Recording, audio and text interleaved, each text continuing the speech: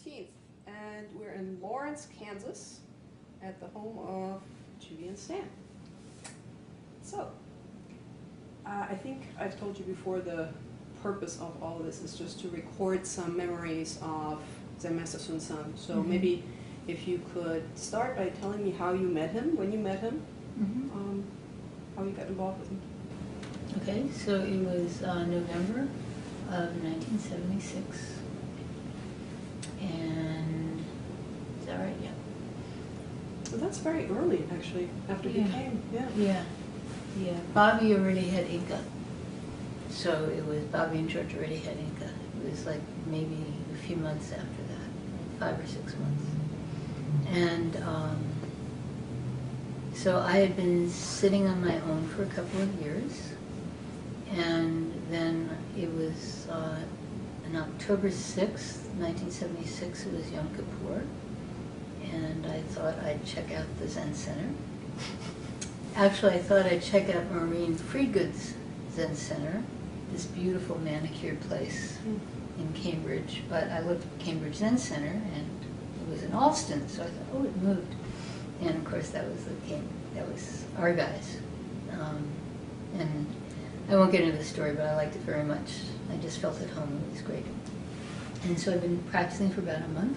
So this was in Cambridge? Well, it was in Alston, actually. Oh, okay. It was across the river from Cambridge. But were you working in Boston? I was at Wellesley. Okay. I was teaching at Wellesley. And I'm trying to think of the chronology, yeah. And anyway, so I was told that the Zen Master was going to be there, and I was very excited. And so I showed up. And I've told it so many times that it's kind of tiresome to me to tell it, but I'll tell it again. So I've never heard it, so. Yes. I tell it on Dharma Talks. So, so the deal was that I was very full of myself because I practiced on my own for 2 years. And I practiced at the Cambridge Zen Center 3 nights a week. And this was going to be my first retreat. I was very excited about it. So he was coming for a 3-day retreat or something? Yeah. Okay. And so I was just really psyched. And I thought I knew everything. And then, of course, he started talking. And his English wasn't very good, but that wasn't the problem. The problem was that he said things like, is this a cup or is this not a cup? And I would think, he didn't answer the question! And he did several things like this. And I would think, he didn't answer the question! And then he'd say other things, and I realized I had no idea what was going on. And the bottom sort of dropped out. And I just realized that nothing that I knew was worth knowing. I was a PhD, I was a math professor, I was all this stuff. And I was just hit really hard that nothing that I knew was worth knowing. And why was it clear to you that you were the one who didn't know anything, and it wasn't that he didn't have the answer? it was just really clear. It just hit me that there was a whole universe that I knew nothing about. And that this was what was actually real, and that the world I lived in was actually not real. And I was just totally freaked out, and I couldn't drive myself home. I called my friend Lucy Lynch, and I called her up, and I said, no cell phones, right? I had to borrow, use the phone in the house. And I called her up. With a cord on it and stuff? Yeah, with a cord on it. And I called her up, and I said, you have to come get me. And I told her where to get me. And so she came and got me, and she picked me up, and she saw how agitated I was, and she walked me around the block, the neighborhood, and I'm going, I don't know anything. I'm slashing the air with my hands. And she looks at me very bemused, and she says, I had a friend who was hospitalized in Morocco for existential anxiety. So anyway, and then she took me out for a corned beef sandwich to calm me down, or maybe it was pastrami, I don't know. Anyway, and eventually I calmed down, and I forget how I eventually got my car, and eventually I went home. And so I was very freaked out, and Johnny Kabat-Zinn was teaching the introductory class, which I was in. I'd already been to several sessions, and I came in the next time, and I told him I was completely freaked out, so he told me to read Dogen. So I read Dogen. I didn't understand anything, but somehow it calmed me down. I don't know, wow. Okay. Anyway, so then there was a guy across the hall from me in my office, you know, at Wellesley, who was a professor of religion who was Japanese and had lived in a Zen monastery for a while, and quit because it was clear to him he would never get Kensho, and what was the point if you didn't get Kensho? So I asked him to come the next month and check out this guy. And so he came the next month, and I said, is this guy a genuine Zen master? Because he was from Korea, right? And he said, with a sort of total disgust, he said, yes, he is. Anyway, so that's how I met Zen Master. And then there was this retreat, you know. And this retreat, he, you know, asked me to do what he always asked people to do, which I don't know if beginners are going to see this, so I won't say what it is, but you know what it is. Oh, like a koan, I mean. Well, you know, he always asked people to do a certain action. That's part of our practice. And I refused to do it. I said, that's your answer, not my answer. And I did this for 4 interviews. And finally it occurred to me, you know what? Maybe he's trying to teach me something. So I finally did the action. I was the world's worst Zen student. Anyway, so yeah, so that's how I met him. And yeah, that's how I met him. And then he would come up to Cambridge, I think it was once a month maybe, and lead retreats. And I was in Cambridge, see, at this point it was spring of '77. I left Cambridge spring of '77, so I had very little time there. But I just felt like I'd found my home, you know, and so I took precepts that April. Hadn't been practicing that long. And yeah. So. What did you like about the practice, or what did you, since you've practiced before, what did you like about his teaching, or the quantum style that was, or his style that was being taught? You know, that question, it seems strange because it's not a question of like, you know. You related to it, it hit you somehow. It hit me really hard. Yeah. And I think what hit me was the teaching. It's not like, oh, there's this aspect of the teaching that I liked compared to other things in my life. It's just, I just got hit really hard. There was something very fundamental there. I really lived in my head. And I lived in my head my entire life, and I was very good at living in my head. And I always had trouble like seeing shrinks because I could out-talk them.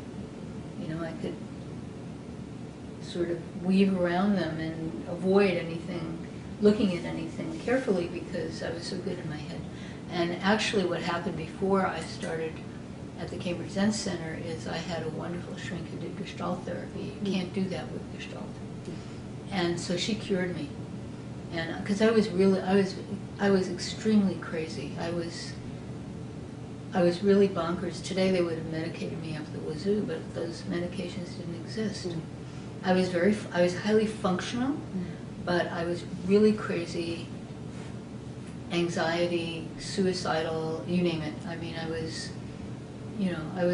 just nuts. And this woman, Milla Hoffman, and she, after about 1.5 years, was able to get me to the point where I looked at her one day.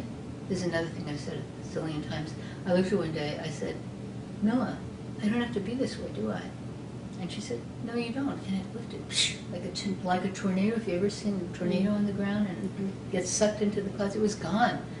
You know, I mean, the insanity was gone. You know, usual human craziness is there, but that total insanity, it was just gone. And that's when I could go to a Zen center, because before that I couldn't really be around people. I was just difficult. I always had friends, but it was difficult. So you know, the fact, I think you know, he was a very learned man. Mm. You know, if you read him carefully, you can see that this guy knew the sutras. Mm. You know, he really knew a lot of stuff, but he never presented things intellectually. When I sit solo retreats, and I always, you know, long solo retreats, and after my first one, I always bring something to read, not like to read, but as a kind of reminder, you know, because you don't have a teacher there, and sometimes you get into your own craziness and you need something to get you out of it. And so Sahn's Mirror of Zen, once that was published, and Jay Garfield's translation of Nagarjuna's Fundamental Wisdom of the Middle Way, the Mula Maha Madhya Makika, I believe I got that right, or Karika, whatever it is, and Sun Tzu-nim's books, and almost anything else I read, there's always a taint of intellectualism. Mm-hmm. But his books, there's no taint like that. You know, he just went for the jugular. He went for the fundamentals every single time. He never got sidetracked. Never got sidetracked into being clever. I mean, he was really brilliant, but he wasn't interested in that. You know, he just saw things, and he was going to point you to them. You know, and so I think I just felt at home. Mm. I just felt like this, it fit. You know, when I first walked into Cambridge Zen Center, and you know, I walk in, and Mark and Diane are wearing their robes, and they're chasing each other up and down the stairs with little plant sprayers. Mark swears this never happened, but I couldn't have made it up. And then I walk into the kitchen, and there's Peter Harrington, and Larry Rosenberg was practicing there, washing dishes. And you know, Larry, you know, I'm like 1 minute before practice. So Larry says, "Well, do you meditate?" "Yes, I meditate." "And what do you do?" "I count my breaths." And Peter rolls around and he says, "How many have you counted?" And I thought, I'm home. And then I go in there, and Peter hits the bell for the evening bell chant, and I just felt I'm home. You know, the whole practice, it felt like I'm home.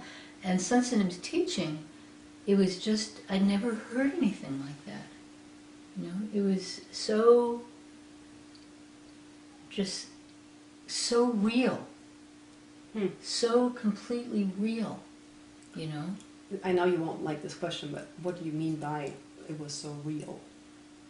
It was just, you could tell there was no bullshit about it, that it was, you know, I find myself as a teacher that I sometimes come out with something that I think is clever. He never did anything like that. He was not interested in being clever. He was not interested in you know, making intellectual connections that, you know, blah blah blah blah. And he just wanted you to see the truth. That's what he wanted you to do. He wanted you to wake up, and everything he did was wake up and help this world. That's his whole life, was wake up and help this world, you know? And his whole thing was encouraging people to do that. And he wasn't interested in writing doctoral theses about the relationship of Nagarjuna to, you know, koans, which I have, you know, written things like that, and he was not interested in that. You know, he probably could have written it, but he wasn't interested. He knew that stuff, right? He knew that stuff. This is one of the interesting things that Yes. I've talked to, several people I've talked to, that it seems everybody seems to agree that he had studied the stuff, he knew the sutras, they sort of glimpse through when you read the Compass of Zen. Yeah. I've even heard Paul Park, for example, say that when he heard him talk in Korean to Koreans, it was much more intellectual, or I don't know that that's necessarily the language that Paul used, but sometimes I think people maybe thought it was because his English wasn't very good, and so he didn't have just the range of vocabulary and stuff to express all that. But it sounds like there was something intentional about the resistance to intellectualizing. I think he used his lack of English. A lot of people, a lot of teachers of his generation whose English wasn't good used translators, like Harada, Shoto Harada, who I dearly love. I think he's fantastic. He reminds me more of Sun Tzu-nim than anyone else. because he also has this thing about helping this world, you know. And he also has this kind of intensity of wanting people to wake up, help this world. He wouldn't put it that way, but that it comes through. But yeah, they use translators so that they can be as fluent and florid and whatever that they are in their native language. But it seemed to me that the choice was very deliberate that he made, because he could have done that, and a lot of people did that, and he didn't. He wanted that direct, it seems to me, that he wanted that direct connection where he's speaking to you and you are speaking to him, and there's not this person on the side that everyone's pretending isn't there, you know, and that he, you know, he took English classes and he took them only so far. He could have gone further, and he didn't. And I think it's because he saw that this was a kind of advantage. You know, I think. I don't know. I can't read his mind. You know, maybe. I think he started out actually when he didn't know any English. In the very, very beginning, he had the Brown University professor who was Japanese, and so he would talk in Japanese and he would translate. So he started out like that, but very quickly started using English, I think. Yeah. And I think it's for that direct. You know, because I've had a lot of interviews with Shoto Harada, and there's always Chi-san, who's wonderful, sitting on the side. And you might be looking at his eyes, but she's the one who's talking, you know? So, yeah. So, yeah, I really saw his relative lack of English as a tremendous advantage. I mean, he came up with these phrases like, don't know mind. You know, that's a classical, it's translating a classical, you know, Mushim or something like that, right? It's a classical Zen thing, you know, but he's translating it in this awkward way, which you can't replace. You know, it's irreplaceable. It's fantastic. You know, or the way he'd say, you know, in breath, what am I? Out breath, don't-know, like that.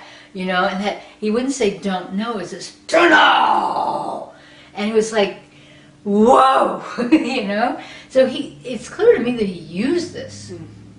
You know, or he'd tell, you know, you tell your backseat driver, shut up! You know, like that, shut up! You know, this sort of, he's using this, you know. Very animated, sort of, in some ways that it's not... But it's not just animated, he's using the sort of pidgin as a way to be very direct, because pidgin is always a very direct language. And so he's using the fact that his English is actually kind of pidgin English, it's not full, fluent English, he's using that. You know, and it makes his teaching very powerful. And as a teacher, I often wish that my English weren't so good, because I say, what am I, don't know. It's not the same. And then I say, well, my teacher used to say, you know, like that, because it had this power. And the other thing about him, well, there are many things about him, his center was so strong. I mean, I've never met anyone with a center that strong. What does it mean?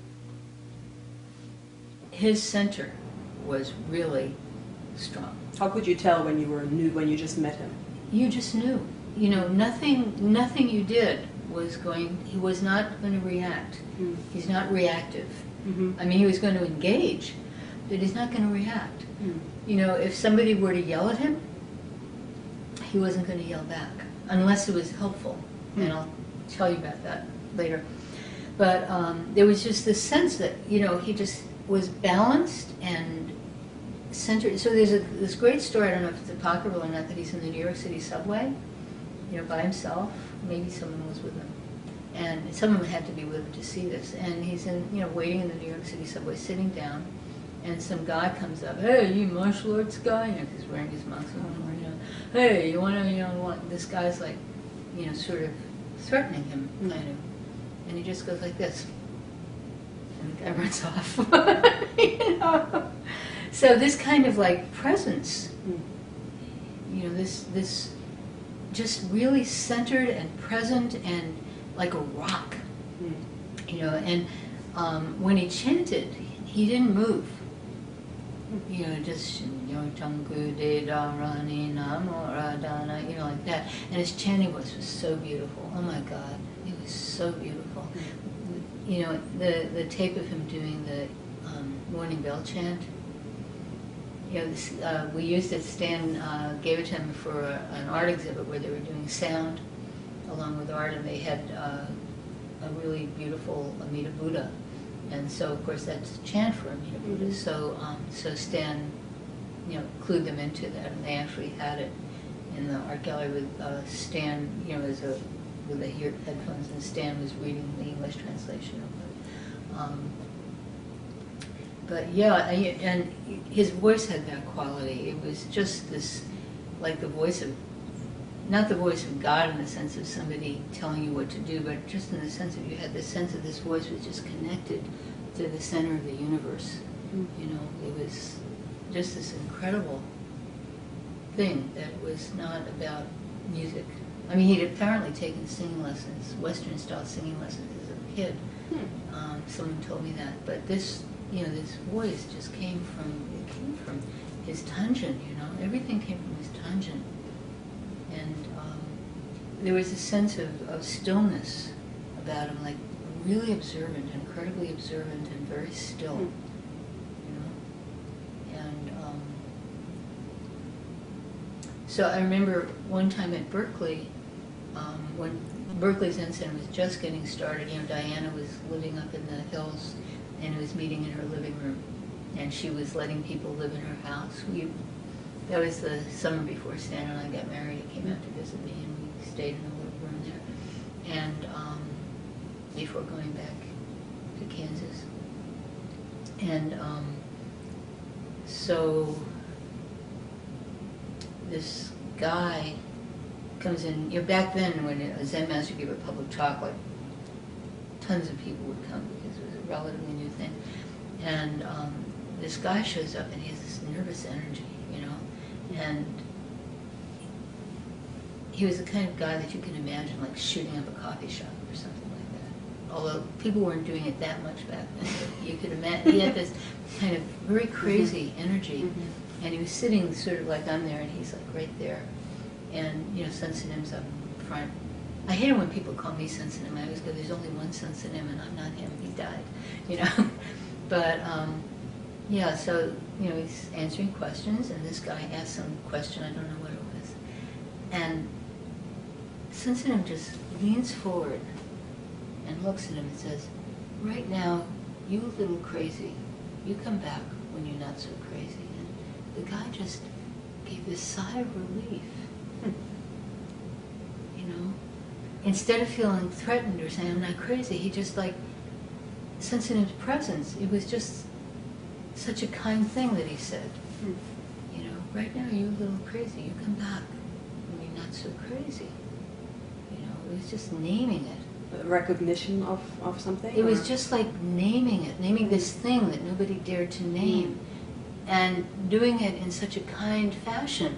Like if you say to someone, well, you're really tired right now, you know, why don't I come back later? Or, you know, I can see that you're not feeling well. It was like that, you know? And so it's like, you know, anyone else would have been like scared, you know, but he was just only for this guy, you know? What you looking at over there? I'm looking at, if you're in the frame. Oh, okay. That's what I'm looking at. Yeah. So, so the time he yelled at me. Okay. Is a great story.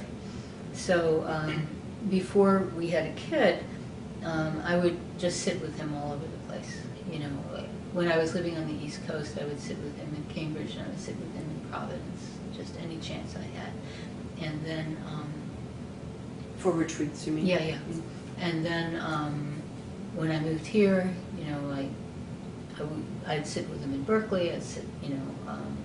He came out here. He would come out here once a year, which was incredible. You know, tiny little place, and he came out here once a year. Yeah, I'll tell you about that later. And anyway, so then I'm in Colorado. Stan and I and another guy from here, Steve Mullins, went out to sit with him in this place in Colorado. There was a student of his who lived out there who later dropped out. You know, and they were some, I don't know if it was this guy's house or whatever. Anyway, we're in Colorado sitting retreat. And you know how people have like some story that they tell every place, and then eventually they get another story. Well, at that time, Seung Sahn was telling this story about, and you can tell the really old students because we call them Seung Sahn instead of Dae Seung Sahn.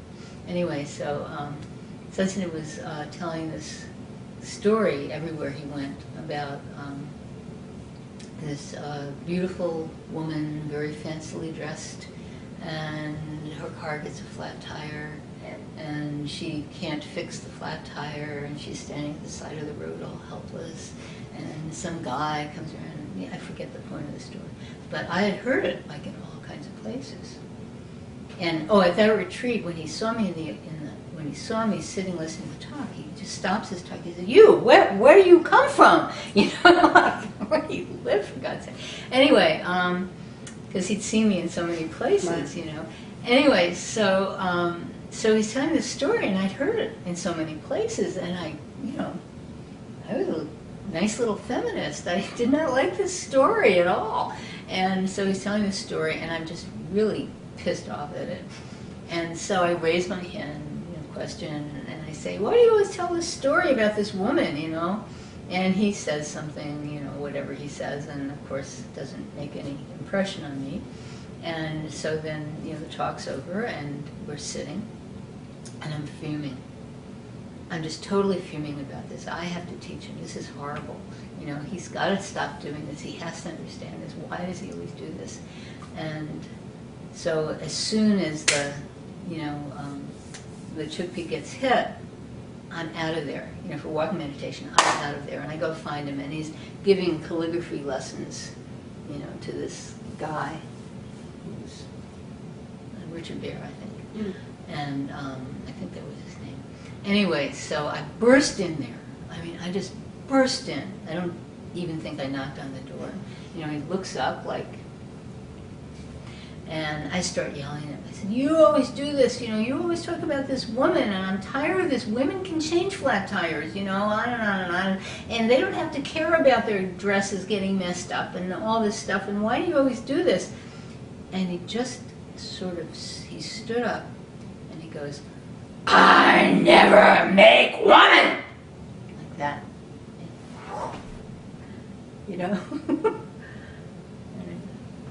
Thank you.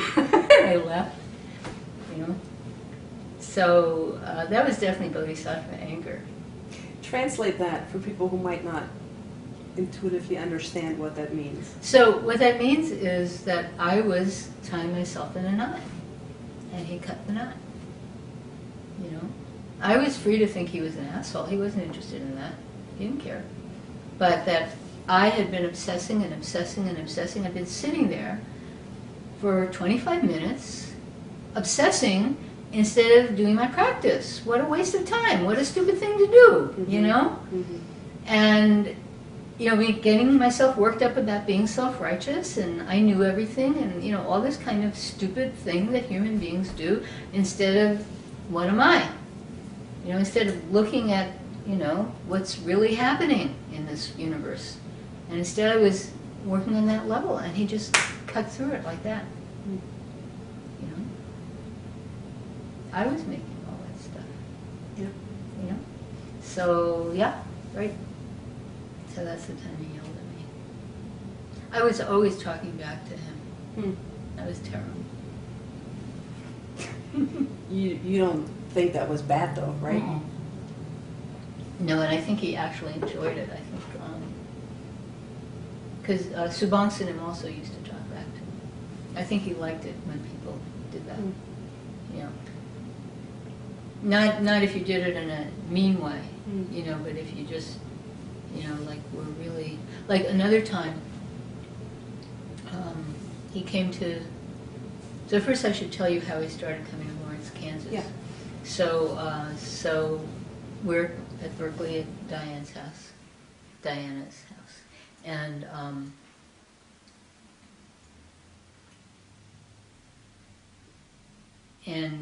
we asked him if he'd perform our wedding.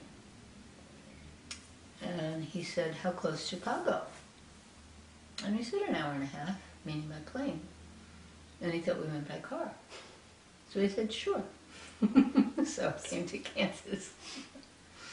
Yeah, and I picked him up at the airport, and I'm driving him, and there's all this land between the airport and Lawrence, Kansas. And back then there was more land than there is now, and with no houses and stuff. And he's looking, he says, "Too much space, too much," because Korea, everything's jammed together, right? You have a traffic median, and there's a rice field growing on the traffic median because they have to use every bit of space they can. But anyway. Yeah. Was that his first trip to the heartland? Yeah, yeah. I mean, he'd been in Chicago, right, but that's not the same thing. So yeah, so he'd come once a year. So he came to perform your wedding? He came to perform our wedding. And as soon as he realized alcohol was being served, he left before the reception started. He didn't want to be around that, or? It's like it was unseemly for a monk to be around that.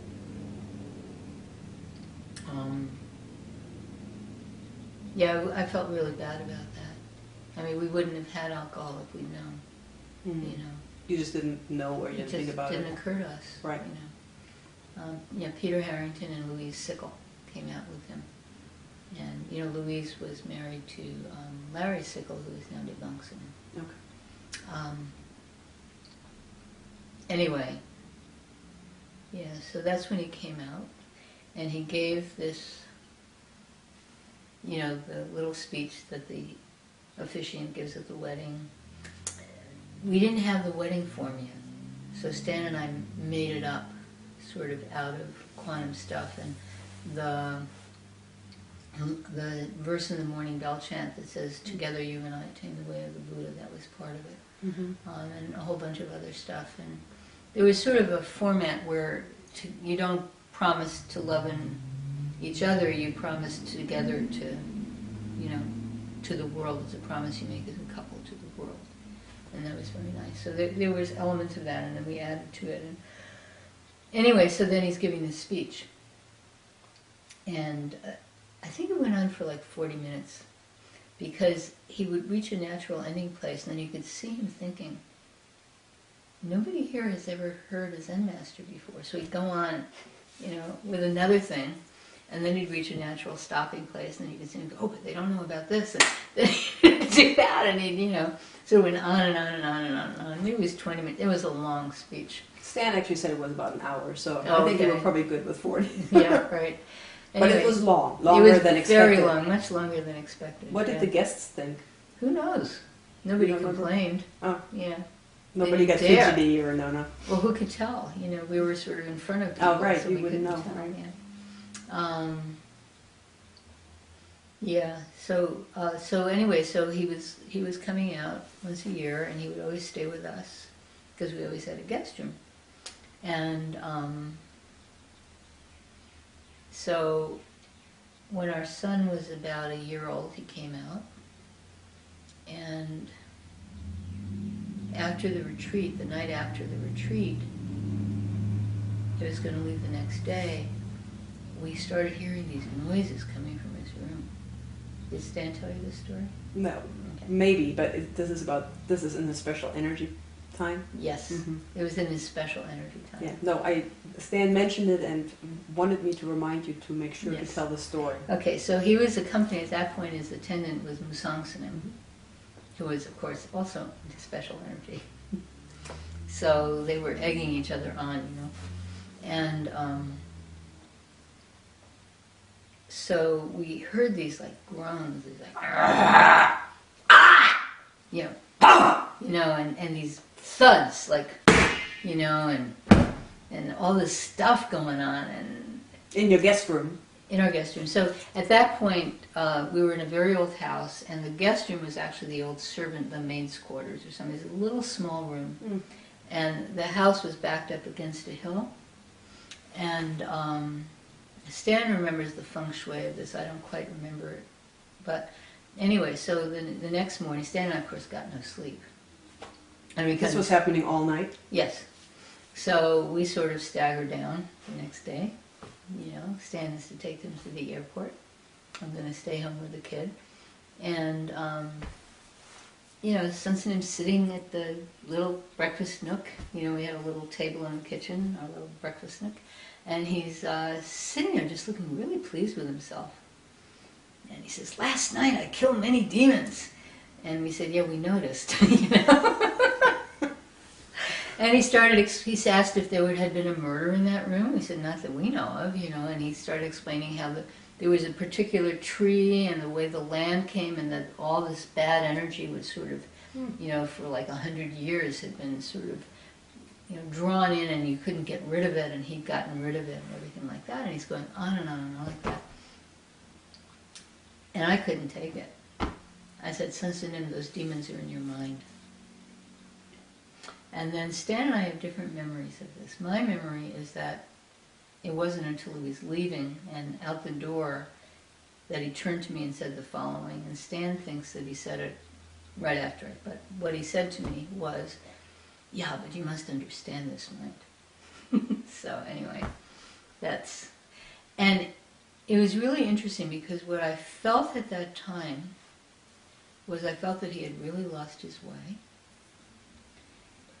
And I had a really interesting reaction to that, which was not that I should find a different teacher, but that I had to practice really hard so that I could help him. It was like he's lost his way, and not in a kind of like sort of hubristic sense, but it was just a matter of fact, like if your parent is having a problem, your job is to become really clear so you can help your parent. Mm-hmm. It was like that. It was like he's lost his way, and I have to practice really hard, even harder, and help him. That was my, I mean, he didn't need my help, but, you know, that was sort of the feeling that it was sort of an impetus to practice harder rather than to leave. So. What do you make of this demon fighting special energy period? I mean, back then, you thought it was his craziness in his mind, whatever, but do you still think that, or does it make more sense to you? What do you think about all that? Well, I understand the culture he comes from much better. Okay. And, you know, Korea is at heart a shamanistic country. And all of Northeast Asia has this deep, deep vein of this kind of stuff. I was reading, Quan Hengsenim lent me this amazing book by this Xu Yun, X-U-Y-U-N. Book's out of print, but I'm going to try to see if I can interest anyone in printing it again. So Xu Yun was a major reformer of Chinese Buddhism. He was born in 1840, he died in 1959. So he went through a lot. And he was a major reformer of Chinese Buddhism. He revitalized Chan. He rebuilt many temples, including the Six Patriarchs Temple. He practiced incredibly hard. And his autobiography is filled with supernatural stuff. That's just matter of fact. You know, a cow shows up at the temple and he teaches the cow sutras. You know, you go to Manjushri's temple and there are lights in the sky. They don't think extraterrestrials, they think bodhisattvas. You know, so there's always stuff like this happening. You know, where, you know, he walks into a temple that's, you know, totally decrepit and half abandoned, and all of a sudden bells, you know, the temple bell starts ringing even though nobody's ringing it, you know, and so stuff like that. So, and, you know, in Korea it's real shamans. I mean, there's this whole culture of shamanism and demons, and the shamans are usually young women who have gone through some kind of incredible sort of schizoid break and then come back, and they're shamans. They're seen as having, you know, it's not anything you want to be, because what you have to go through to be a shaman, you have to have this horrendous sort of break with reality, but this opens you to something. And then you can channel these energies. So it's in the culture. It's absolutely in the culture. And I also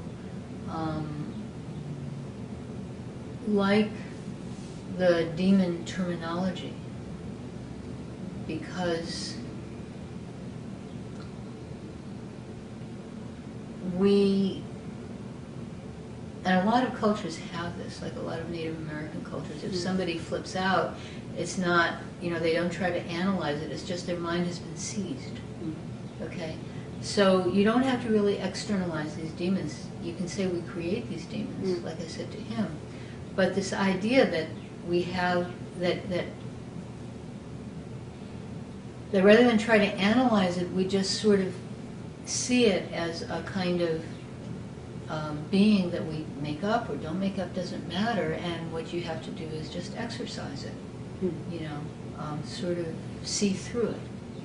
And I find that more helpful in many ways than our overly analytic kind of thing.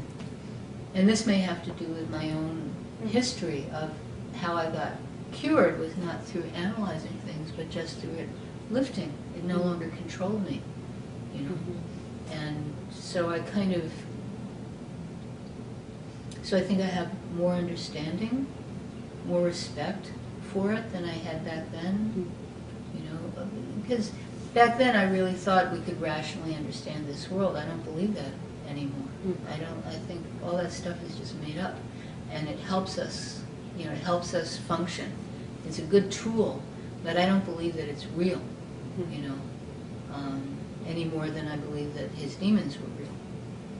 So and some people think he was taking drugs. Maybe he was. I don't know. But he went through this time where he just seemed to sort of see himself. I didn't see much of it because we only saw him once a year, but it was a period of like maybe 2 or 3 years, I'm not sure, where he really saw himself as having a channel to this other world, and he was very concerned about it. And well, concerned isn't the right word. He was engaging with it and had very definite ideas. I mean, he had very definite ideas and how things were and how...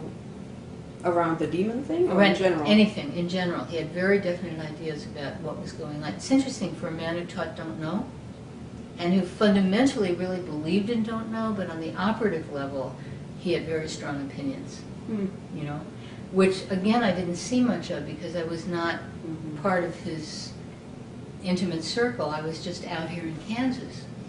And in some ways it was...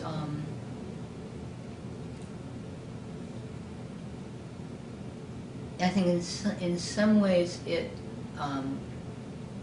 kept my practice from being drawn into like trying to please him or trying to deal with his opinions, because a lot of people had to deal with his opinions and it wasn't always the easiest thing to do. But it didn't affect me. I could just observe it when I saw it. What kind of things are you referring to, like when you would have strong opinions on the operative level, like how a Zen center should be run, or? Well, there was that. He knew how Zen center should be, but I'm talking more about, if there was like an interpersonal problem, something like that, like somebody was causing a problem at within a Zen center, or and he'd have an idea of how you have to do it. He'd tell people that, you marry so and so. Well, we know it. Those all ended in divorce, But he had very strong idea, Bobby Link, you get married, like that. So they got married. Okay. They got a good daughter out of it. They're friends, it's nice. But, But that's how that happened? Yeah. That sounds like you said you two got married? I think so. I think he's going to, you can ask them. Yeah, I will. But that's what I heard. Right. That's what I heard. And I think maybe Larry and Louise might have been the same thing, Or he'd tell Diana Lynch, you go to Brazil, start a Zen center. I don't know if she knew Portuguese, you go to Brazil, start a Zen center. So he had these ideas, you do this, you do that, this kind of thing. And people who were really close to him, can tell you more about that. It seemed to me that you had to sort of allow yourself to be drawn into it. One of the things that's very interesting about him is if you didn't want him to tell you what to do, he was perfectly happy not to tell you what to do. A lot of these gurus, you had to like sort of, oh, guru, tell me what to do with my life, what should I have for dinner, like that kind of thing. He didn't care, so he never said to me, open a Zen center in Brazil. He knew that I was, I had my job and later I had a family and, you know, I was going to do my own thing, and that was fine with him. You know, so he didn't demand this kind of sort of people to follow him in that sense. But if you were willing to, he was perfectly willing to have you do it. You know, I think Link can tell you a lot about that, because Link was very, very drawn into that. You know, you do this, you do that. Very, very drawn into that. You go to LA, you go to Korea, you do this. So, what do you think that it was part of his just cultural background in terms of, you know, growing up when he did as a man in a patriarchal society, a Zen master from, you know, in Korea he was probably more highly regarded than when he came to America where nobody knew him at first. Do you think that that translated into this? I think the image of what a leader was came from the Korean culture. And what did that look like to him? I don't know what it looked like to me. I can tell you what it looked like to me. Yeah, that's what I mean. Yeah. So the idea was, you know, you're the head of the group, and that means your word is law. That's pretty straightforward. Yeah. And I mean, it wasn't... Your word is law, as in, that's the way it is. Yeah. And I think that that's just how things were set up, where he came from, you know? And so he just perpetuated that. Like the way he set up the Zen temple, the Zen centers, in the same way as temples. So you look at the Dogon's job, the abbess, you know, look in the Dharma mirror, they're simply repeating the way things are in Korea. And we don't follow that here. You know, we have a president. Right now we don't have an abbot. We might have an abbot someday, but right now we don't have an abbot. Stan and I act as the abbots. And we have a president, which is not part of the Korean thing, but it works here. That you have somebody who just does administration, nothing about Dharma, and, you know, that works. So that's how we, you know, and I think we're all sort of, in our own way, kind of breaking free from this kind of defined roles, but that are defined according to temple function, you know? But that's what he knew. Sure. You know, you can't innovate in everything. Sure, you know? It's just, it's interesting that, because I've heard this from a number of people that I've talked to, that at a time when, you know, to me, just looking at 70s hippie America seems an unlikely group to fall in and like... There were a lot of guru types going around. And he really was not a guru type. Right, yeah. You know, he did not demand that kind of, you give up your everything for him. But there was, from the Korean culture, and I've known other Koreans in other contexts who had the same thing.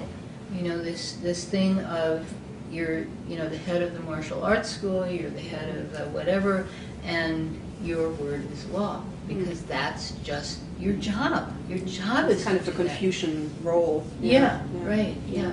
So, yeah.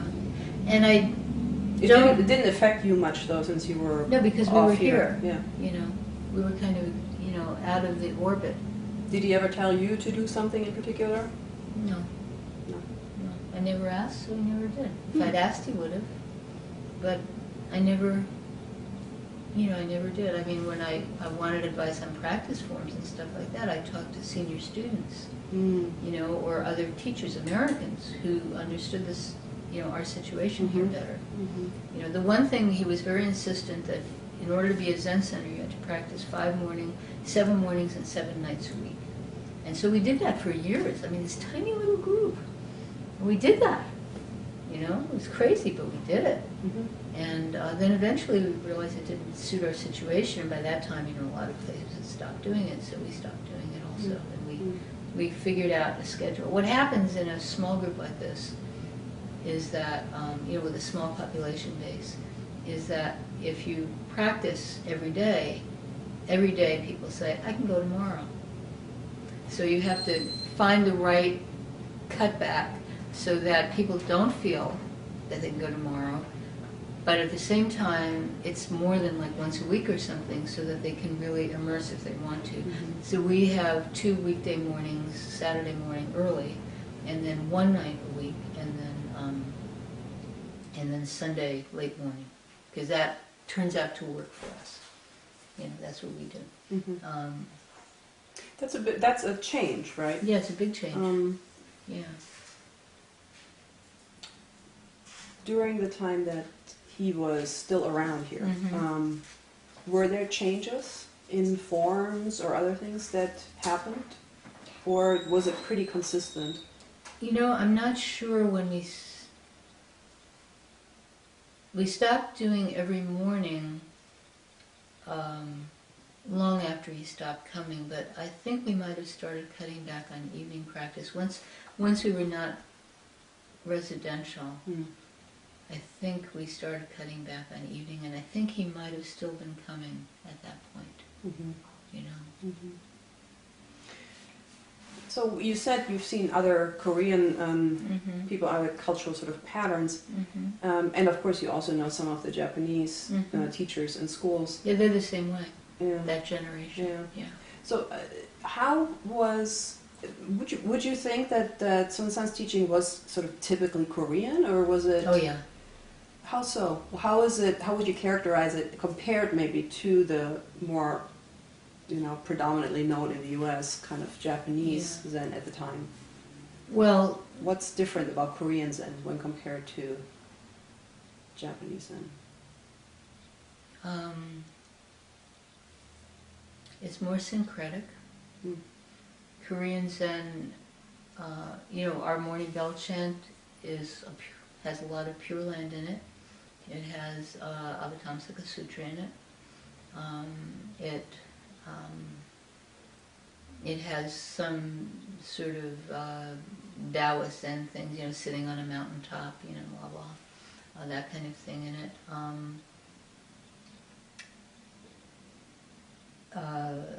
Korean Son has more devotional elements, although there's a lot of Kuan Yin stuff in Japanese also.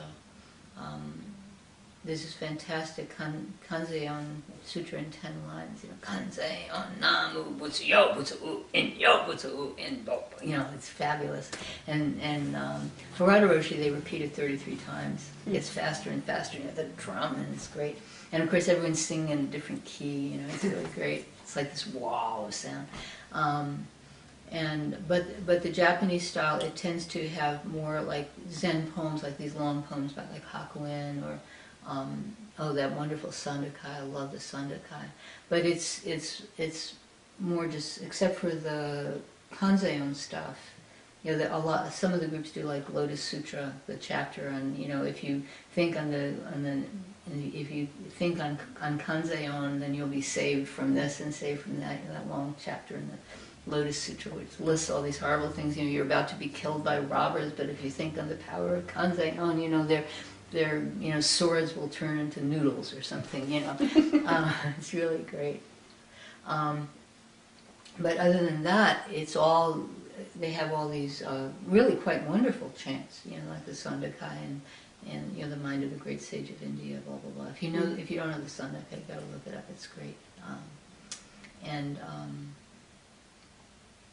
Hakuin and a bunch of other things like that. Whereas our chants are more sort of general Buddhist chants, because that's how Korean Buddhism developed. Is that in the temples you have monks and nuns who do all these different kinds of Buddhism, but they're all together.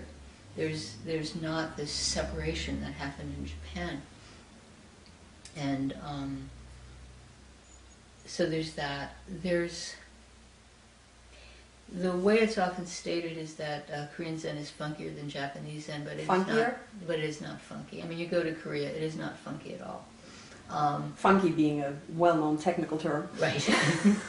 But there's a sense of refinement in Japan that's a little over the top compared to how it is in Korea. In Korea, there's also this centeredness and this focus. You don't come up to the altar like that. I mean, it's very, very deliberate and very careful. Not deliberate in the sense of, Thich Nhat Hanh walking slowly, but in the sense of, really focused and careful. But it's not, it's a little more human. Is that a way to say it? You know, it's just a little less tight than it is in Japan. I don't know what it's like in China. I mean, there is active Chan Buddhists, you know, Shangyan and his students, especially in the West. But yeah, it feels different. You know, in the Wato is more emphasized in Korea and in China than it is in Japan, where they either focus on shikantazu with Soto or they focus on you know, koans in Rinzai. And I don't know where Seung Sahn got the form that he uses in interviews with the hit and everything like that. I don't know. I sometimes think that he made it up, actually, which is not a pejorative because it's brilliant. I remember talking to, when Tim was still a monk, and Tim Lurch, and he and I and Ruben Habito were talking at an American Zen Teachers Association meeting, and we were talking to each other about, you know, koans and how we taught them, and we told him this, Ruben, this form, and he said, that's brilliant, you know, because it really, you know, it really helps. You ask a question, it goes here instead of here. He said, you know, we work so hard, we work for years to get the questions out of here, and you have this wonderful form, you know, so I think it's wonderful and brilliant. I don't know if, you know, I don't think they do that in Korea. I think he just kind of made it up somehow, you know, and it's wonderful that he did. You know, that's not. And it's something that's kept as a real standard. It's kept as a standard, right? Because it works. You know, it really helps people, and it kind of cuts through. You know, maybe not totally completely, but Japanese style, it's like, you know, you either totally completely break through or you don't break through at all. Whereas this is like an opening to a way of functioning that you have not been encouraged to do. You know, we're all encouraged to go up here. And whenever I do the, you know, early interviews, I always say very explicitly, this is preliminary interviews, and we're helping you overcome your conditioning. You know, because otherwise people walk away and they think, oh, that's Zen, I'm done. You know, but yeah, so yeah, there's it just, I don't know, there's this kind of aestheticism in the Japanese tradition,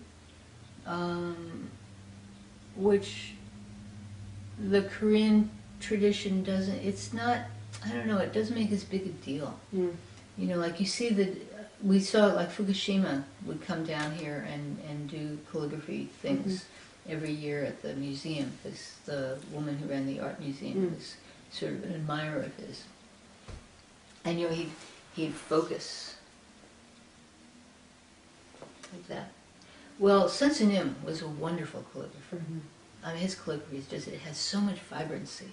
It's just amazing. And yeah, when I first met him, and he hadn't met Stan, and I said, you know, I have this fiance, and his birthday is in a few weeks, and will you write him as a poem? And he says, I don't write poetry. He said, but I can do a calligraphy. So we have a calligraphy, you know, Buddha, you know, and then happy birthday or something. Anyway, so, you know, Seung Sahn, you know, you put the brush in his hand and you just do it. You know, to me that's like less ceremony around. Yeah, it's like nothing's a big deal. You just do it. You do it completely, and it's not like you isolate these things. I'm really gonna focus, because you know what? Time doesn't wait for you. You have to do it now. You know, you just have to do it now. You can't gather your energies. You might not, you know, the meteor might hit your head any second, you know? So you just, I mean, that's what I say, that's not what he said. But, you know, there was this sense of nothing special. This real sense of nothing special.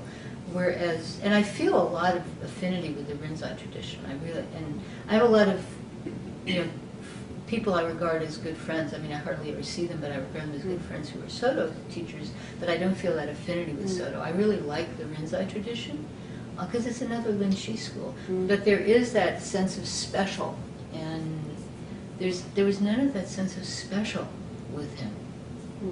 Everything was just right then. That's it. You don't have to prepare yourself. Yeah. So yeah. Are there other things you think that he made up or was innovative in? I guess is a different way of putting it. Well, the way he had lay people as teachers. In Korea, there were lay people who were given Inca and even transmission, and not only by him, I think, but very few, and they could not teach publicly. Oh. Because the way, and this is generally true in Asia, is that, in Japan they have ordained people, they don't have like full Vinaya, but still this notion that you have to have a certain kind of training. And which in Korea would be the monk or nun training. Monk or nun training. So that's certainly was very innovative. I mean, he really. So lay people who would receive transmission. They could have private students. I see. And there's this woman that he gave transmission to who had private students, very few, and she was known to be totally fierce. She might even still be alive, I don't know. But she, if she walked into a Zen temple, they would not ask her to give a talk. She would sit with the lay women, she would not. Would this usually be women, or would this be for laymen too? He gave Inca to a layman and transmission to another layman. Okay. At least. There might have been others. Those are just what I knew about. So that is something that really changed when he came to North America. He saw that he wasn't, if he wanted to, he was the bee, right? He was going to fertilize all these flowers. And the only way he was going to do this, there weren't enough, he wasn't going to have enough monks and nuns to do it. So he just saw that, and then the fact that women and men practice together, that doesn't happen in Korea. In our school in Korea it does, right? In our school, but if you go to Musang-sa, the women are on one side and the men on the other. And that's a very interesting situation because they have to, they can't shock the Koreans, so they have to find their way, but yeah, and the fact that he created a number of women teachers, not as many as he created men teachers, but quite a few, and certainly was encouraging of women. Didn't set any ceilings for women's attainment, if you want to use a not very good word, or responsibilities. And yeah, so that was certainly innovative. Would you say that he treated women and men completely equally, or yes, intentionally? Well, he did and he didn't. I mean, he certainly had his stories about helpless women with flat tires. But when it came down to being his student, I didn't feel that, he treated Stan in any way different than he treated me, and vice versa.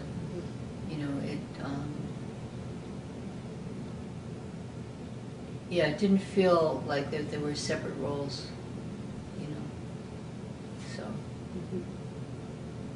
It's one thing that I think, at least sort of in the scholar literature, people say is relatively typical for Buddhism as it comes in the American context, that there are increasing numbers of women leaders, Joko Baek and others.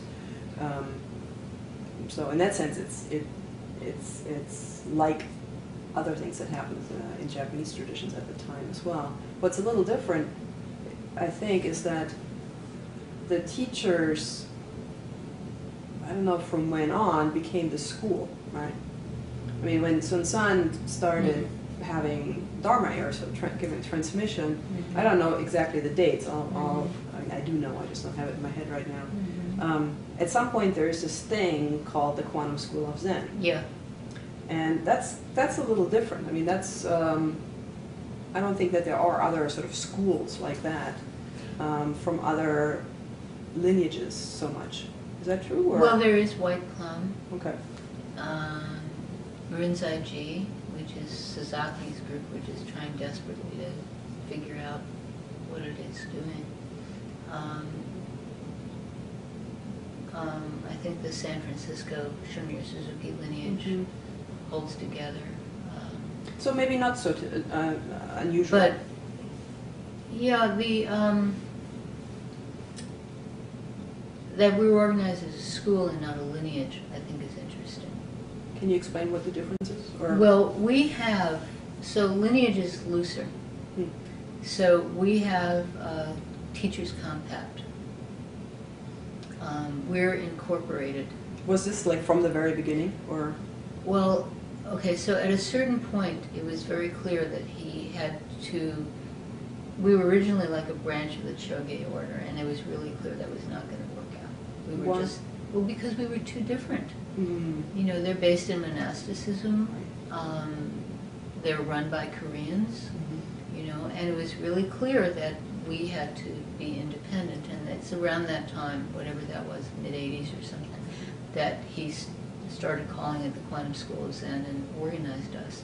And originally it was like one worldwide organization, but as we grew, as you know, it became unworkable. I mean, you can't have a meeting in Providence, Rhode Island and expect people from Europe and Asia to show up. In the beginning, people actually did, but that's when there were like 3 teachers in Europe and, you know, 2 in Asia or something. And but yeah, so so now we have regional, but we really work to cohere. Well, we have the Teachers Compact, which is a commitment to teach within certain parameters. So Stan and I can't suddenly, you know, put a cross in the, you know, on the altar and start singing Baptist hymns and call ourselves. They say that in the compact? No, but the point is you can't go too far away. It's not precise. It's just that you're committed to, you know, the teachings of Zen Master Seung Sahn, etc. I forget the exact wording, but it's very clear. Like, you know, you can't start teaching everyone to do Vipassana meditation, for example. It's not written down, but it's an understanding that somehow we're carrying this particular teaching forward. And, you know, there's an ethics statement. The teaching, the teaching being carried forward, is that about the forms, about the koans, about all of it, the direction? all of it. Okay. And you can play with the forms, you know, like we on our Tuesday, Thursday, we only do the morning bell chant. We don't do the full chanting. You know, there's a lot of room in there, but it still has to somehow be recognizably our forms. You know? So, for example, Ruben Habito, as part of Sanbo Kyodan, which is a Japanese school, it's a combination of, it's a Yasutani, it's cousins of Aiken's, Diamond Sangha, and Kaplo's groups, and but so it's this, you know, essentially Soto practice in Rinzai koans, and that's sort of an oversimplification. But he has Maria Kannon Zen Center, and there's a lot of Christianity in that, and as a member of Sanbo Kyodan, he can do that. But I don't think we could do that. Okay. I mean, like, you know, Zen Master Daekwang, he would do, Daekwang Snin, he would do Zen Christian retreats with Father Kevin Hunt, but that's a different thing. So, anyway, that's a sidetrack. So, yeah, so the ethics statement is very important, that we have a common understanding of that.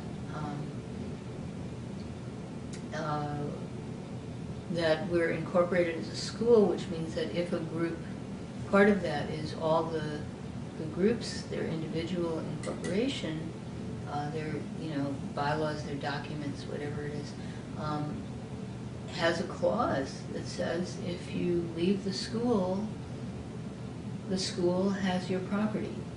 The property goes to the school. Now, in practice, when groups have left the school, there have been negotiations, and they actually get to keep most of what they have, or everything that they have. But it's this understanding that this is, this is a sort of, well, it's a school. And it's very much, it's actually very much like Christian churches, like the Methodist Church, very, different. Like a denomination. Like a denomination, yeah. It's very much, that kind of model. I mean, he was brought up Presbyterian, right? We always forget that he was, and his sister was a Catholic nun. Oh, I didn't know that. Oh, yeah, she was I knew that he was brought up Presbyterian. His sister was a Catholic nun. She was a big-time Catholic nun. She converted to Catholicism. I guess so, because she was a Catholic nun. Huh. I think you have to convert to Catholicism. No, I mean just, but so they all grew up Presbyterian, and then she became a Catholic nun. Yeah. Interesting. Yeah, right. Well, the trauma they went through. Yeah. So anyway. Interesting. So she became a Catholic nun, and he became. And she became a famous Catholic nun in Korea, not just any old Catholic nun. I mean, she was like an abbess of a convent, and very well known, very high up in the Do you know if they got along? I think so. I don't know. Huh. Interesting. It sounds to me like they were two peas in a pod, just finding different ways to do it. But anyway, yeah, so, so that's, we sort of have this structure as a school. I forget what question you asked. I'm interested in the founding of, or the intentions around the Quantum School of Zen. I mean, so why did, maybe to back... Well, part of it had to do with the Choge order and getting away from it. Okay. I mean, these were guys who, 10 years later were hitting each other over the head with chairs because they couldn't agree on who should be the head of the organization. So was it something that Zen Master Seung Sahn wanted, to have his own school? I don't separate? think because he remained in the Choge order. In the Choge order, and he encouraged the monks and nuns to get Choge order training. He encouraged that, so he wanted to have good relationships. I don't know. I wasn't part of it, but my thinking is that it had to do with wanting to know that we had control of our property, that we had control of our practice, that you couldn't have suddenly somebody in Korea say, okay, Kansas, we're going to send a monk and you have to support him, and he's going to tell you what to do. I think that was sort of where it was coming from, but I wasn't actually there. Yeah. I'm just sort of guessing, but given the way the Choge order was behaving at the time, and even now, they want like a foothold in the West, but they don't know how to do it without running things. They don't know how to let Westerners run things. It seems to me, from what I know, and he wanted a really worldwide school where, people could practice the Dharma in the way that worked for that situation. He had a very wide mind. And he understood that Korean culture and American culture and the various European cultures, and that these were all different, and that you had to allow this sort of group karma. You had to give it room. You couldn't say, no, you can't do it like this because this is how we do it in the home country. So anyway, that's just my guess. And I think it's worked out very well. You think it's become an American form of Zen? Not yet. I think an American form of Zen will happen. It's going to take hundreds of years. And I think we will all contribute to each other. When I go to American Zen Teacher Association meetings, that's where I see it happening. We're all committed to our particular practices and lineages. We're all very respectful of each other. We talk to each other, and gradually, I don't think, there are a lot of people who we're going to make American Zen right now, and there's some schools that do that. They say, okay, we're not going to chant, or we're going to only chant in English, or, whatever it is, we're going to not, we're not going to hit people with a stick because Americans don't like that, or, whatever it is. But I think that I don't think that stuff is going to last. I don't think it has legs because it's somebody's idea. But I think as we sort of get to know each other, as we get to know each other's forms, that there's going to be a natural kind of opening and things happening. Just as, Chinese Buddhism had to become Chinese. And at first you bring all these monks over from India, and they're translating the sutras for you, and you're taking over these Indian forms and stuff, and then gradually it becomes Chinese, you know. And of course China and Korea are very close, so there was no problem, you know. Korea was sort of like a province of China for a long time. You know, Taego taught in the Chinese court as well as in the Korean court, went from one to the other. So, but yeah, so I think it's going to be a really gradual process, and I'm not sure. I don't know what it's going to look like, but we're going to inform each other, and gradually something's going to happen, you know. And whether we'll keep the denominations that we now have, I don't know. Yeah. When Seung Sahn was building the practice here, he sort of had both lay practice and monastics, partly because he was a monastic himself. Yeah. There are very few monastics left in America. Yes. And can you say something about that? Is it I something wish it were not so. You wish it were not so? Yeah, I feel like the lay and the monastic, they're like with the wings of a bird. And we're missing one wing here, and in Korea they're missing the other wing. Why aren't monks and nuns working out? I don't know. No. I mean, I have a theory. I can tell you my theory. Sure. What's your theory? My theory is that we don't know how to support them, and I don't just mean financially. We don't know how to encourage them to stay on the monastic path because we don't understand it. We have expectations of them that are not appropriate and that they can't meet. Like what they should do for their local Zen center or whatever, you know. And I think we just don't know how to give them the kind of understanding and support that they need. That's what I think. And you know, you should ask Kwan Hengsen him. Sure. Yeah. But that's what I think.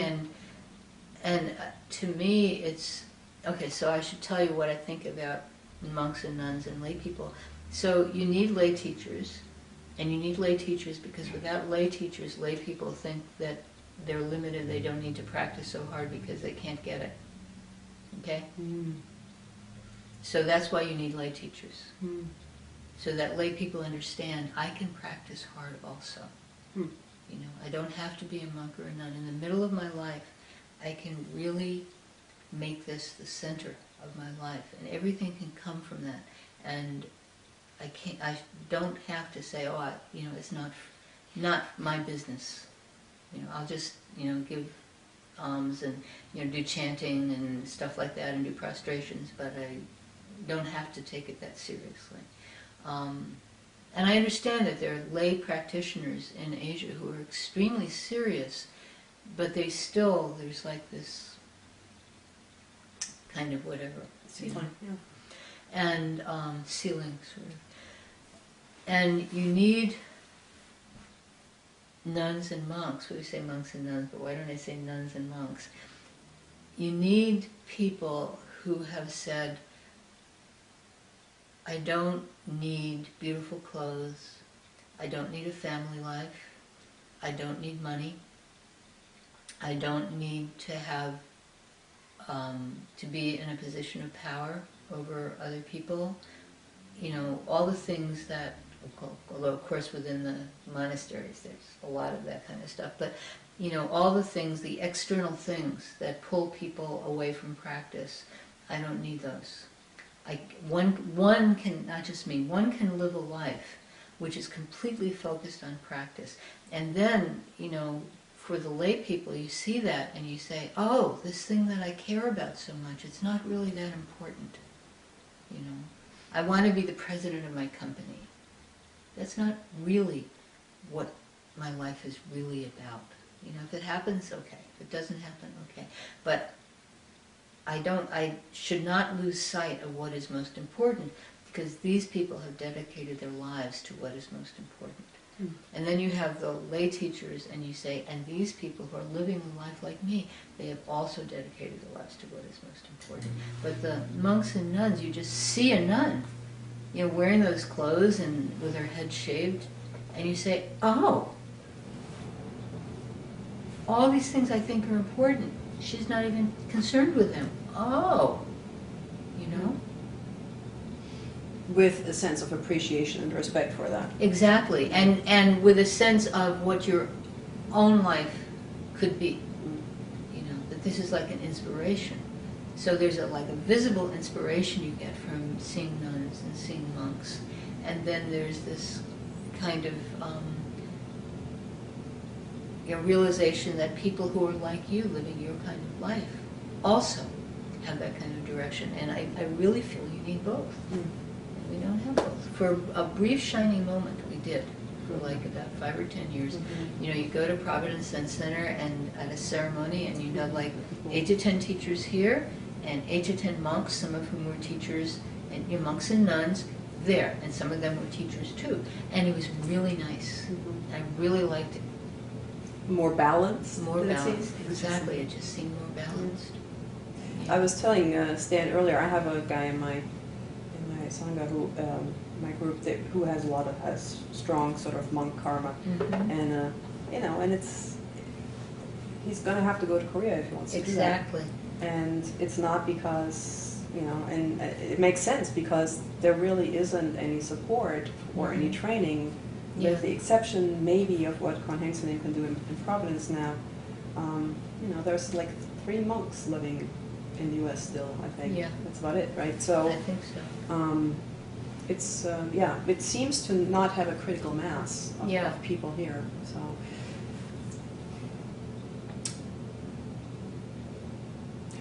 do you think that, because, I was mentioning this to Stan earlier as well, the Catholic Church has a long history of having well-respected people who are monastics, who large percentages of the population respect because they were the teachers, they are the counselors.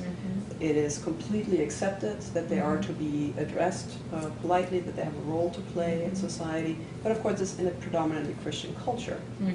And I think similarly it works out in Korea, right? If you're a monk or a nun in Korea. Korea has not been predominantly Buddhist for I understand that. Over 100 years. That's true, but there is more of a tradition of this. Yes, so right. There is more of a respect, plus it's a Confucian sort of context where there is a respect for that.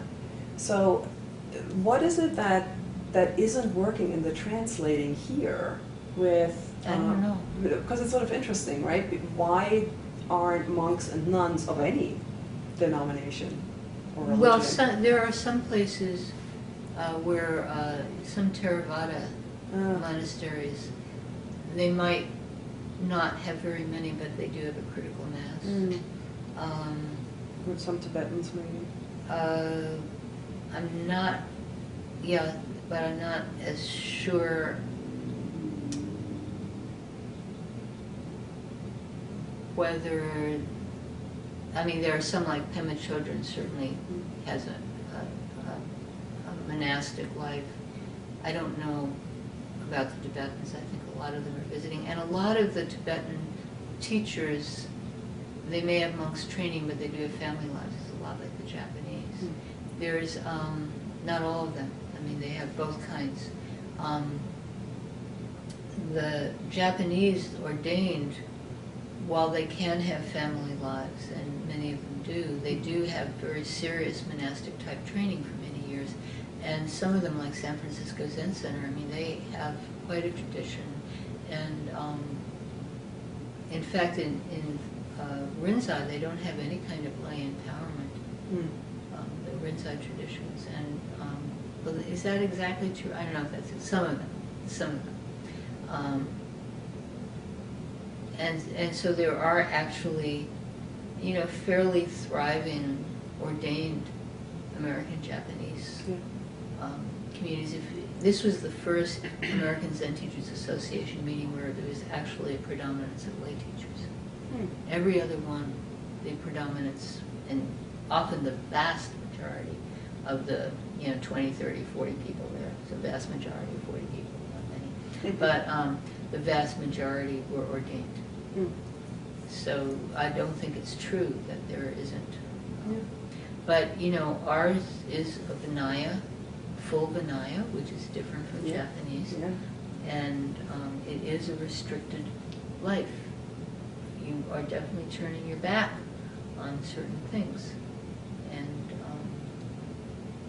I don't know. There's certainly been wonderful people who, became monks, and then decided not to be monks anymore. Right. So.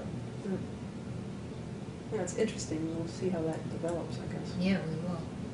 What are some other challenges you think that the quantum school faces, if there are any?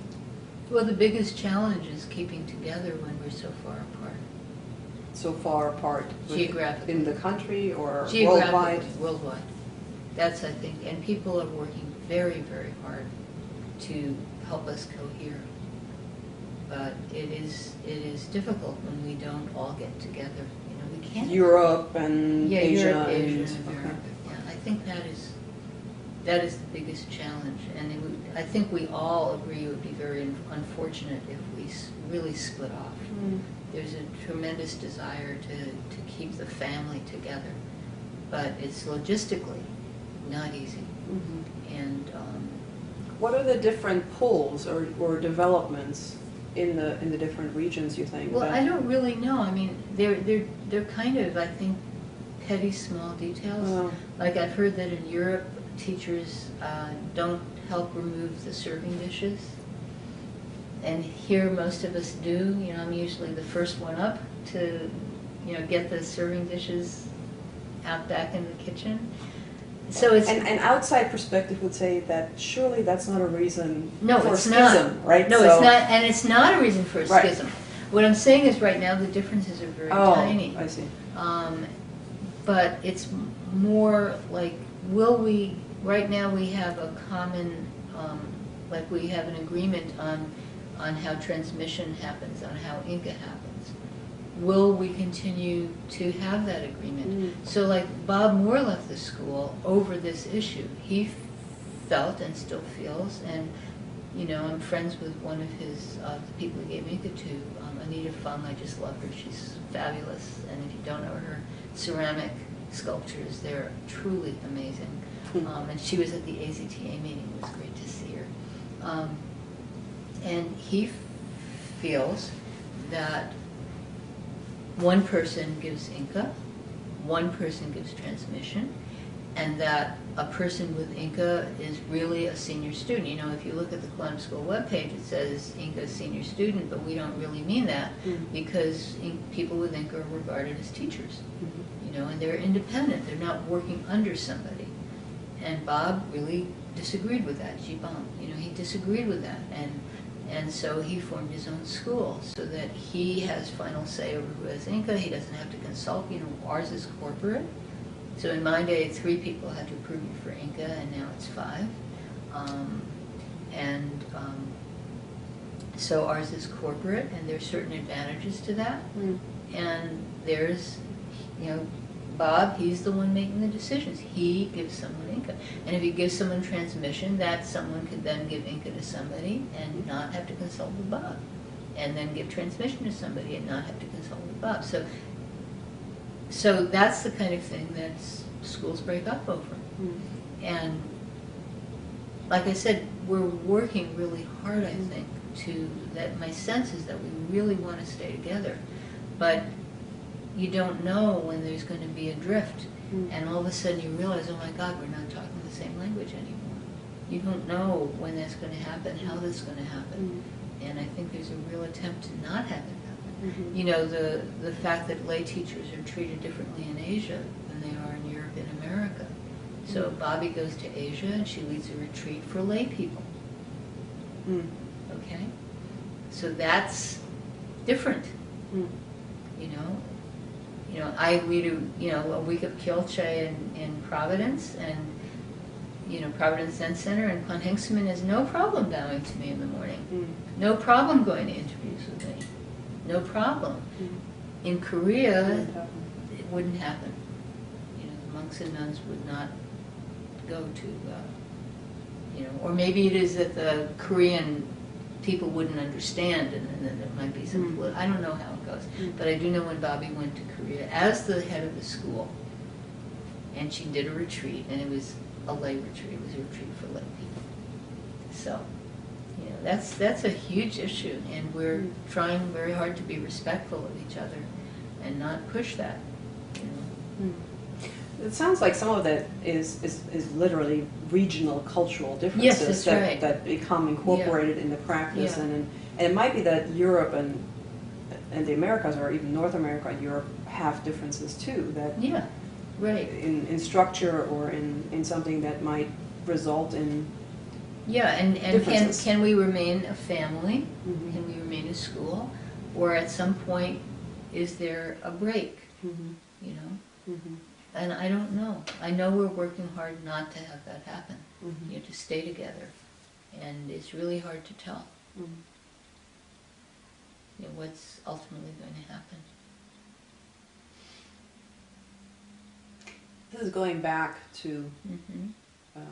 historically back to the beginning. Mm-hmm. Why did Zen Master Seung Sahn come to America? I have no idea. I mean, he was supposed to... Wasn't he supposed to minister to people in LA or something like that? I don't know. I'm not sure why he came to America. He didn't talk about that sort of thing. He never talked about himself. No. No. He never talked about himself. Not even his own, not as examples or stories. No. Interesting. No, I do that all. I talk about myself all the time. He never did. He never talked about himself. Except like one time, the way he would talk about himself is as follows. Here's one time he did.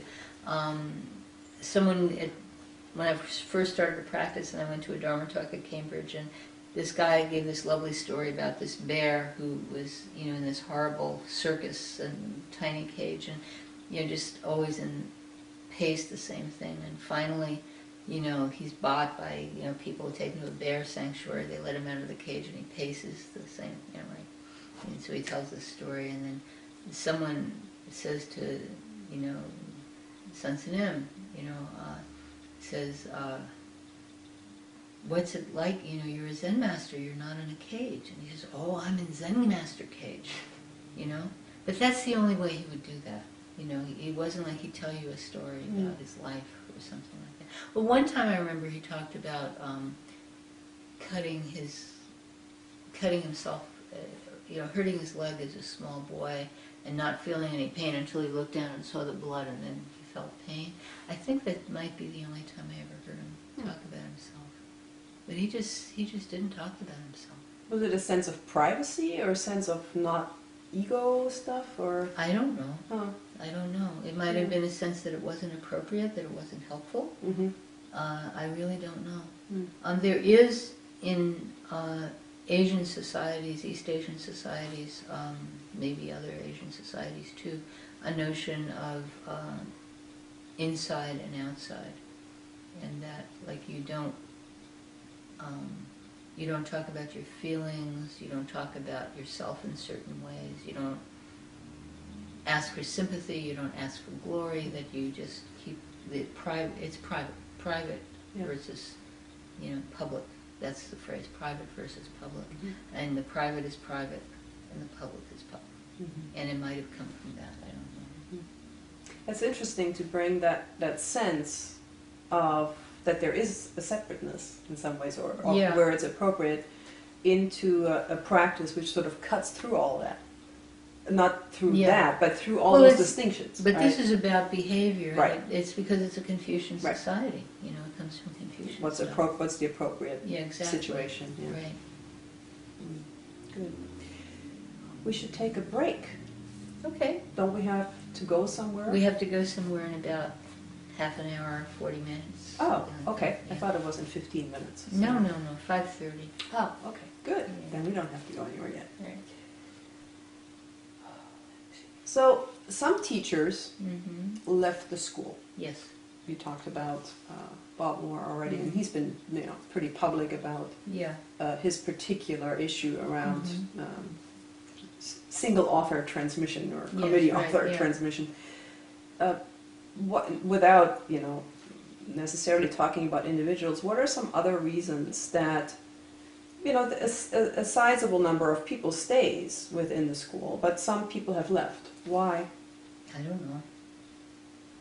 You'd have to ask them. I mean, there's certain people that left because, as teachers, because they were under investigation for ethical stuff, and rather than allow the investigation to be completed, they left. There's some people as teachers who left because they no longer believed in the practice or no longer believed that they should be teaching. And I don't want to their own path developed differently, and so their own. They just didn't see, it just didn't fit, for whatever reason. So it wasn't a conflict per se, but it just developed differently for them. Right, yeah. Or their life situation made it difficult. There are people who left because of Seung Sahn sexual activities. Mostly the secrecy, I think, was what bothered people. See, we were really away from that. Yeah. We didn't see any of that, but people Can you say a little bit more about that? So people left the school, or teachers left the school? No, this is practitioners, not teachers. Right. No, practitioners, senior practitioners left the school because I think it was more that there was something secret going on. That is, nobody likes knowing that something major is happening that is being hidden from them. And then there was also, he's a monk, what's he doing sleeping with women, right? This kind of thing. So there was, at that time, there were people, senior people who left the school over that. But we figure that about 2,000 people, over 2,000 people have walked into the doors of Kansas Zen Center since 1978. And we have about 30 members, about 6 or 7 of whom don't live anywhere near Lawrence, Kansas. And this is not an uncommon percentage. I think that generally it's a difficult practice, and people come with all the enthusiasm and the best will in the world, and they realize that they just don't want to put in what has to be put in, So, but as far as teachers go, I think, there was Bob Moore who, I don't agree with what he did, but I respect what he did, and then there are a couple of people that there was an ethical cloud. And well, Jordy Bowman left fairly early because he had a very different teaching style, is what I understand. No? I mean, he left almost immediately after he received transmission, if I'm not mistaken. I think it was a little longer than that. Okay, maybe. Yeah. I don't want to name any names. Oh, yeah, no, I understand. This person did this and this person did that. I understand. Yeah. You talked about the, Seung Sahn's affairs with women and the kind of backlash or the consequences that had for the Sangha, mostly probably for the local Sanghas in Providence and in Cambridge. Well, also in Berkeley. In Berkeley, okay. And he did a sort of apology. I don't know if it was a full repentance ceremony, but he did some kind of apology both in Cambridge and in Berkeley. So many people did not leave the school after this became public.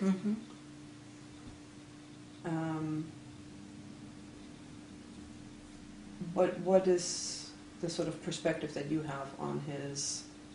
He was not a predator. What is it? What is it? Okay. So Sasaki, Edo, Maizumi, they were predators. If they were interested in a woman, they would seduce her. And they would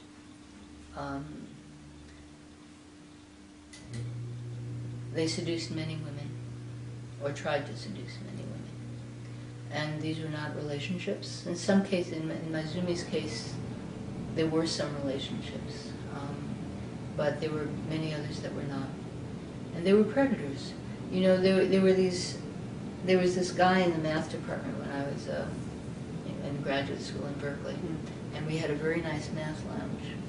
You know, overlooked the bay and everything. It was on a hill, and you know, big picture windows, and there were couches and everything. And this guy would sit on a couch, and an attractive graduate student, female, would walk in. There weren't many, you know, faculty, so graduate student. And he would slither off the couch like a crocodile. So that's what I mean by a predator, you know. It's just, it's not about a relationship. It's about power, it's about manipulation, it's about, you know, getting your rocks off, whatever you want to call it. And you're saying that that's not how... I don't think that's how Seung Sahn was. I mean, with these other guys, once one woman came forward, a whole lot of women came forward from a very short period of time.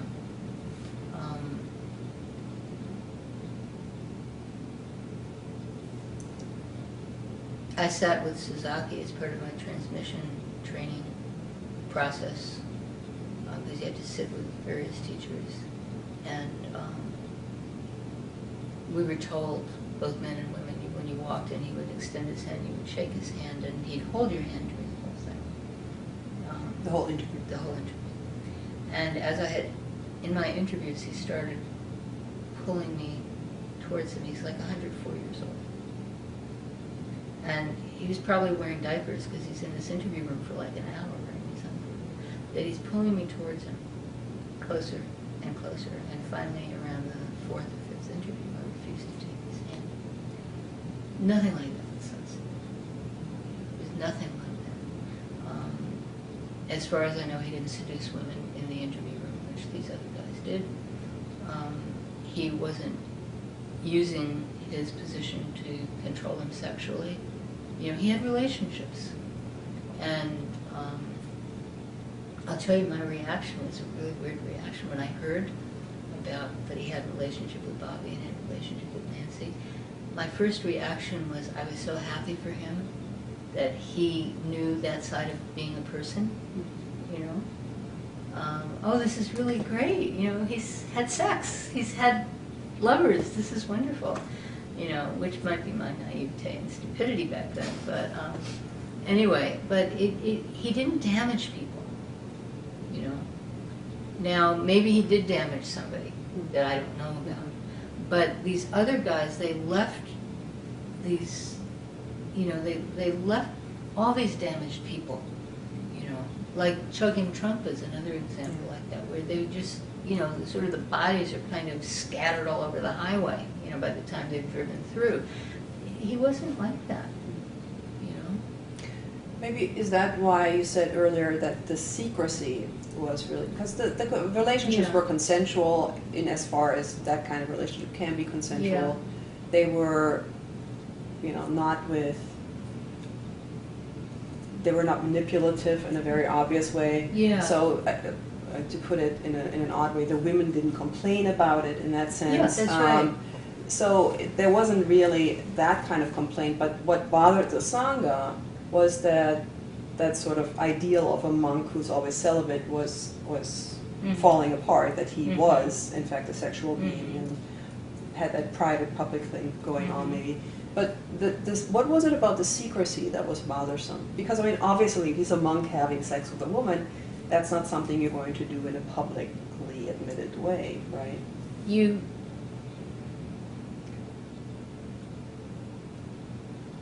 In our culture,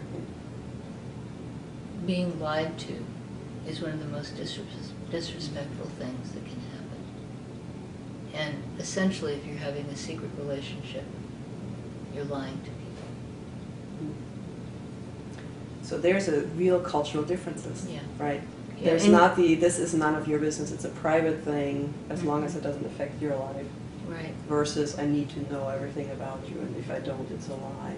I think so. I think it's real Interesting. culture different. You know, in Korean communities, including in this culture, not just in Korea, you know, it's understood that sometimes a monk will have, you know, a woman that is part of his life.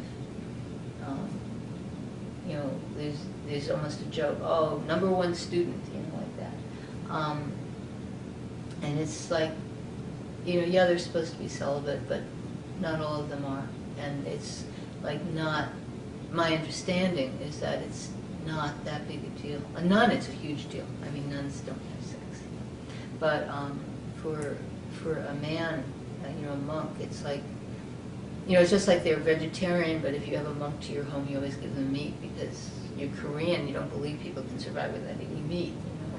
So it's like, it's not that huge deal, but in this country, it really, you know, sort of really blew people apart. I mean, you'd have to talk to some of the people who were there to see what it was, but from my knowledge of some of those people, I mean, I've talked, you know, some of the people who left have then come back, and I've talked to some of them, and I think it was really the secrecy more than anything else that bothered people. You know, the favoritism, even if you didn't see the favoritism, feeling that it's going on. You know, I mean, when you're a teacher, you have to be really, really careful about being truly impartial, not, you know, favoritism. You know, it's interesting because Dennis Dormeyer became a teacher, and he, you know, he left teaching. I will say, he's one of the people that he just felt it didn't fit. You know, but when he was coming up, and you know, we knew that he was eventually going to be a teacher, but it wasn't clear to the Sangha. He was not treated special. He'd go to Providence and he'd been given, you know, a communal room with everyone else, you know, in the Blue Rug area with his little, you know, mattress, foam pad, whatever they gave people, and futon, whatever it was, you know, with 10 other people in the same room. He wasn't given a special room, you know, not until he got income. And so that's how you have to play it. You can't play favorites, and I think that is a really big problem. If you're sleeping with somebody on a regular basis, that would count as playing favorites. Yes, exactly. Right. And that's, you know. Even if you're trying very hard on the outside not to show it, but then people realize, oh my God, this isn't going on. But you'd have to, you know, I'm theorizing because I wasn't there.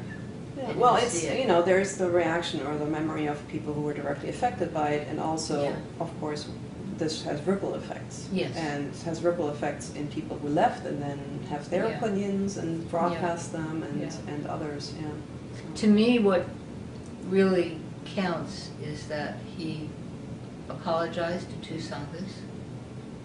And why because they asked him. Oh, in Berkeley, those were the 2 places that asked him, because their members were really in an uproar.